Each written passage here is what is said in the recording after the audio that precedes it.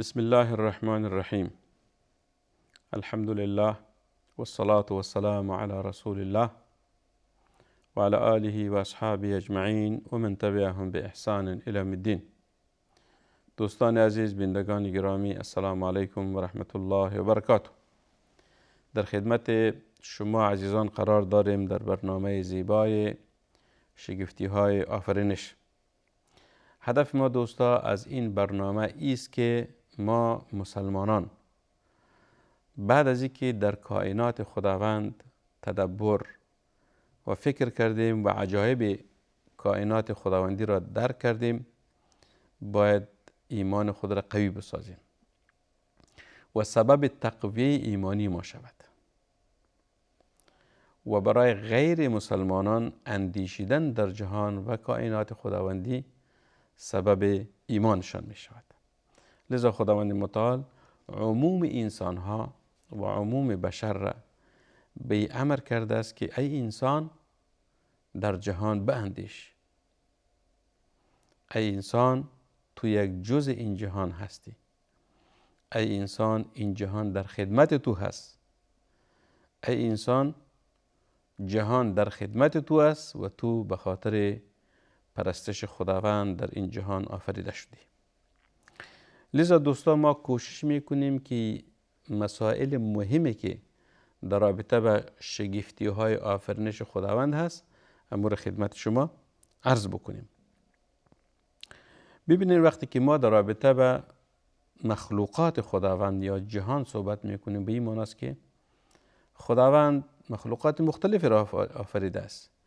بعضی کائنات یا مخلوقاتی است که لامرئی است، یعنی از دید ما انسان ها پوشیده است.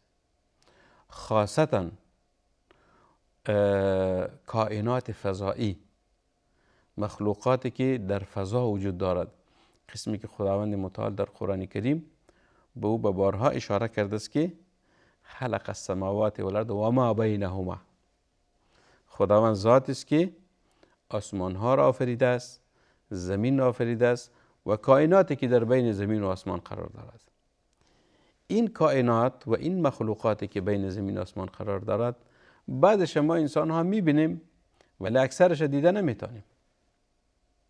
چیزهایی را که ما میبینیم که در بین زمین و آسمان هست، یک کائنات مشهورش چی است؟ مثلا آفتاب است در روز میبینیم، مهتاب است در شب میبینیم و ستاره هاست که در شب میبینیم. بس این 3 چیز است.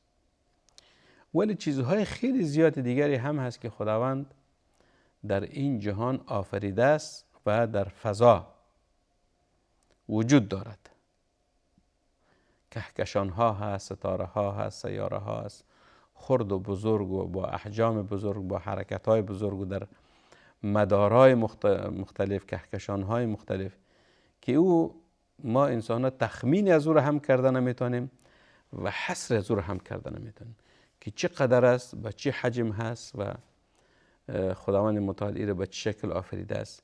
ولی انسان ها به مرور زمان آهسته آهسته می توانند که در رابطه به فضا یعنی کائنات فضایی چی بکنن، یعنی علمشان افزوده بسازند به اساس معلوماتی که اونها به دست می آورند. دوستا ببینین خداوند متعال در این جهان خیلی مسائل به اسباب ربط داده است. یکی سبب است، یکی مسبب است یا علت و معلول هست. یعنی خداوند متعال هر چیز به اساس علت و معلول چی کرده است؟ آفریده است. مثلا ببینید که آسمان ها دارای برج ها و زمین دارای گذرگاه ها بر وجود خالق دلالت می کند و همچنان از رحمت خداوند است که هماهنگی اسباب و نتایج و قاعده ثابت را در هستی ایجاد نموده است و راه را برای کشف قوانین نهفته در آن هموار نموده است و به هر چیز خصوصیت متمایز و ثابت می بخشد تا درک و ارتباط آن با انسان چه باشد؟ آسان باشد. و همچنان دوستا این تلازم و هماهنگی که خداوند متعال برای هر چیز سبب تعیین کرده است. این تلازم و هماهنگی میان علت و معلول چی است؟ ضروری هست و نظام اگر این تلازم موجود نمی بود، نظام هستی به هرج و مرج و بیهودگی می گرایید و انسان ها در مسیر معرفت ناتوان گشته و بهره از عقل و اندیشش اونها چی میکردن؟ نمی بردن. پس خداوند متعال دوستا چی کرده است؟ این تلازم بین علت و معلول برای ما آفریده است در این جهان، در بین تمام کائناتی که ما در این جهان چی میکنیم؟ میبینیم و در او زیست داریم. و اگر این نظام هستی به علت و معلول بستگی نمی داشت، چی میشد؟ یعنی نظام به هرج و مرج و بیهودگی می گرایید و انسان در یک مسیر مجهول حرکت میکرد. انسان در یک مسیر مجهول حرکت میکرد. لذا خداوند متعال این جهان به شکل آفریده است که ما او را بستگی بدهیم به چی؟ به اسباب و علت ها. به چی؟ به سبب و علت. یکی از مهمترین مسائل است که ما در این رابطه دوستا بحث میکنیم که خداوند متعال ذات مسبب الاسباب هست و همچنان دوستا این موضوع یک بخش اعتقادی هم دارد که به عقیده ما، به دین ما ربط دارد و این بسیار یک موضوع مهم است که امروز انسان ها در این مشکل واقع شدن. چرا انسان بعضی اوقات چی می شود؟ از مسیر اصلیش منحرف می شود، به الحاد می گراید، گرایش یعنی الحادی برای خود ایجاد می کند. چی معنی؟ یعنی از وجود خدا منکر هست، از خالق جهان منکر هست. این یک نوع گرایش های فکری خطرناکی هست که انسان به چنین گودال های تاریخ و گودال های سیاه تاریخ می کشاند و اونها را به سوی بدبختی ابدی می رساند.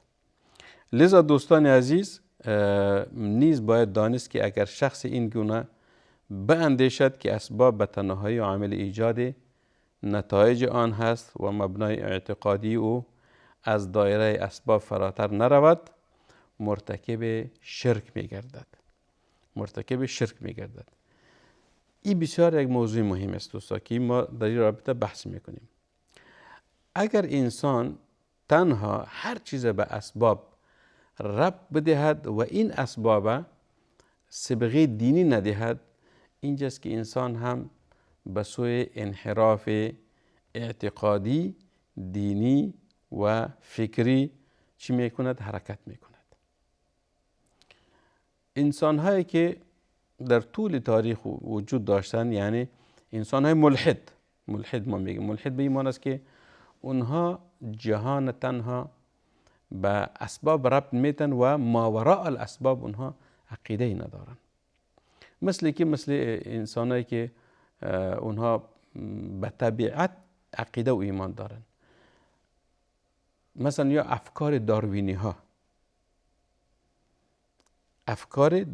ها که اونها میگوین این جهان به اساس طبیعت آفریده است، یعنی در این جهان خالق وجود ندارد، خداوند وجود ندارد. ملحدین چی میگوین؟ یعنی در این جهان خداوند وجود ندارد. پس اگر بگوین که جهان کی آفریده است، میگوین که جهان طبیعت آفریده است. هر چیزه به اسباب ربط میدن و ما وراء الاسباب اونها عقیده و ایمان ندارن. فرق بین ما و اونها چی هست؟ یعنی در انسانیت همه یک چیز هستیم، اگر کافر است یا مسلمان است یا زن است یا مرد است یا خرد بزرگ است، انسان است. ما انسان هستیم. در انسانیت همه یکسان هستیم، ولی در عقیده و دین باز تفاوت‌های وجود دارد. ما مسلمان ها ایمان و عقیده ما ایست که هر چیز خداوند سبب برش آفریده است، ولی مسبب الاسباب خداوند هست.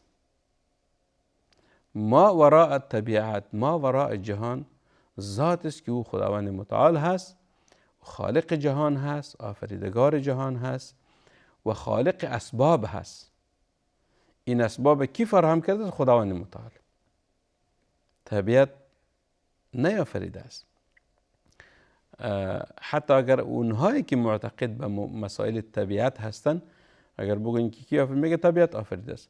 اگر دوباره بپرسن که طبیعت کی آفریده است، طبیعت آفریده است. بعد از اون اگر امی مسئله به شکل کم مسلسل یادآوری شود، نتیجه این میشود که باز هم خود طبیعت نیافریده است، بلکه طبیعت هم خداوند متعال آفریده است.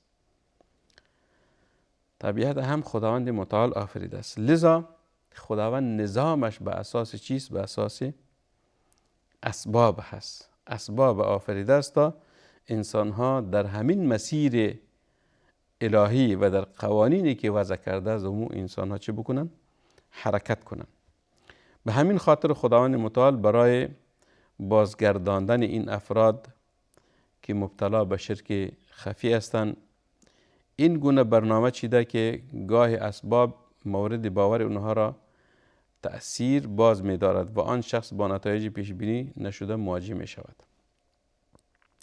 یعنی این خداوند متعال یک نوع شرک گفته است که انسان ها تنها به اسباب معتقد باشند و دیگر ماوراء الاسباب اونها چی؟ عقیده نداشته باشند یا باور نداشته باشند. این یک جنبه شد که بعضی انسان ها تنها ایمان و عقیدهشون به اساس چیست؟ اسبابی که در این جهان وجود دارد و ما وراء الاسباب یا مسبب الاسباب ایمان ندارند. یک گروه دیگری هست که اونها را هم این افراد شد در چی؟ در مسائل دین و عقیده. دومی گروهی هست که اونها تفرید میکنن، یعنی اگر کسی به گمان خویش به صرف توکل بر خداوند به کارگیری اسباب اهمال و بی‌توجهی کند، دچار نافرمانی و انحراف شده است. زیرا قانون جاری در خلق خدا را نادیده گرفته و انتظار دارد که خداوند سنت‌های حاکم بر هستی را به خاطر او تعطیل کند. سبحان الله. ببینین، یعنی ما در کتاب‌های عقیده و حتی در احادیث بعضی مسائل داریم که باید به اون متوجه باشیم. یکی توکل هست، یکی تواکل هست.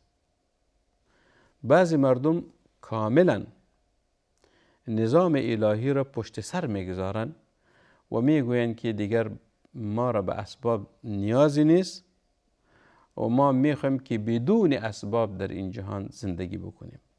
این تصور هم از دیدگاه اسلام یک تصور غلط است. در این رابطه جا دارد که حدیث مشهوری را خدمت شما عرض بکنیم که در زمان پیامبر صلی الله علیه وسلم یک صحابی آمد گفت که یا رسول الله، ما شتر دارم. یعنی میخواست که در رابطه به توکل یا تواکل از پیامبر صلی الله علیه وسلم بپرسد. یا رسول الله، شتر دارم، اول او را بسته کنم باز توکل به خدا کنم یا اول توکل کنم بعد از او را بسته بکنم؟ یعنی یک سوال بسیار منطقی بود. پیامبر صلی الله علیه وسلم چی فرمود؟ گفتند که اعقلها ثم توکل علی الله. اعقلها یعنی اول او را بسته کو، بعد از او به خداوند توکل کن. یعنی صحابی تصور خدا گفت که اول توکل هست باز اخذ بالاسباب است، یا اول اخذ بالاسباب است بعد از توکل است. رسول صلی الله علیه وسلم اما مفهوم درست توکل برش معرفی کرد که نه خیر، اول اخذ بالاسباب است بعد از توکل هست. به این معنی است که عقلها، عقل یعنی در زبان عربی از عقال گرفته شده است. عقال در قدیم زمان مردم شترهایی که داشتن، این شتر را چی میکردن؟ یک رسمان میگرفتن، دو دست شتر را بسته میکردن با هم، یعنی امو پاهای پیش روش که است یا دو دستش که است، یا مثلا دو پاهای پشت سرش یه سوره با هم بسته میکرده نزدیک به خاطر فرار نکنه. و شتر یک حیوانی هست که اگر او را بسته نکردن میرون به هر طرفی که رفت و راه خود گم میکنن. لذا رسول صلی الله علیه وسلم چی فرمود برش؟ گفت که عقلها اول اخذ بالاسباب کن، اول اخذ بالاسباب بکن، یعنی اول از اسباب باید شما استفاده بکنین، بعد از توکل بکنین. بسیار یک تصور زیبا بود. به این معنی است که انسان وقتی که یک کار انجام میدهد باید تمام کوشش و جهد خود به کار بندازد و منتظر نتیجه نباشد که نتیجه خوب است یا بد است. تو مکلفیتت به اندازه است که توان از او را داری و ما فوق مکلفیت تو یا تو مکلف نیستی که یک کار انجام میدی حتما باید نتایج از او را هم به دست بیاری. انسان تجربه میکند. مثلا یک کسی وقتی که بیمار میشود، مریض میشود، پیش دکتر یا طبیب یا پزشک میرود، او برش دارو دوا نوشته میکند. این دارو دوا به این معنی نیست که تو این را نوشیجان کردی، خوردی، صرف کردی، تو جور میشوی.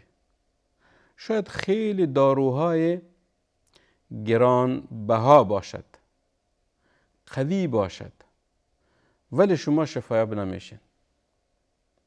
خب با وصفی از او شما از اسباب کار گرفتین، آن چیزی که مکلفیت شما بود رو انجام دادین. پیامبر صلی الله علیه و سلم چی میفرماید؟ میفرماید که تداووا عباد الله فإن الله لم یجعل الداء الا وجعله دواء. ای بنده های خداوند تداوی کنین، شما علاجتان بکنین، به خاطر ازی که خداوند هیچ بیماری را نیافریده مگر برایش دارو دوا را هم آفریده است. با بیماری دارو دوا هم هست. پس بیماری این چیز یک حالت است که بر انسان رخ میدهد، یک وضعیتی هست، یک وضعیت غیر طبیعی، غیر نرمال هست. یعنی انسان همیشه بیمار نمی باشد. حالت طبیعی انسانی است که انسان سالم هست، صحتمند هست. بیماری یک حالت عارضی هست. عارضی به این معنی است که یعنی بر انسان بعضی اوقات رخ میدهد، ولی در پهلوی از اینکه انسان بیمار شد خداوند متعال میگوید که شما علاج هم کنین. پس شفای انسان سببش استعمال دارو دوا هست. شفایابی انسان سببش دارو دوا هست، ولی کاملا نیست که انسان بگوید خلاص من دارو دوا خوردم باید فردا جور شم. نه خیر، شاید انسان ها امروز نه، یک هفته، یک ماه، یک سال بعد چه شود شفایاب شود، ولی باید از اسباب استفاده بکند. از اسباب استفاده کند. این مفهوم درست توکل به خداوند است. لذا افراط کردن و تفریط نمودن در رابطه به مسائل اسبابی که خداوند در این جهان آفریده است هر دوش مردود است. خداوند اسباب به خاطر ایجاد بعضی مسائل آفریده است که انسان از اسباب هم استفاده کند، ولی ماوراء الاسباب ایمان داشته باشد که مسبب الاسباب خداوند متعال هست، نه این چیزها، نه همین چیزهایی که خداوند متعال آفریده است. با آخر برنامه رسیدیم. با امید است که بهره برده باشین، موفق، مؤید و رستگار باشین. و صلی الله و سلم و بارک علی سیدنا و نبینا محمد صلی الله علیه و سلم.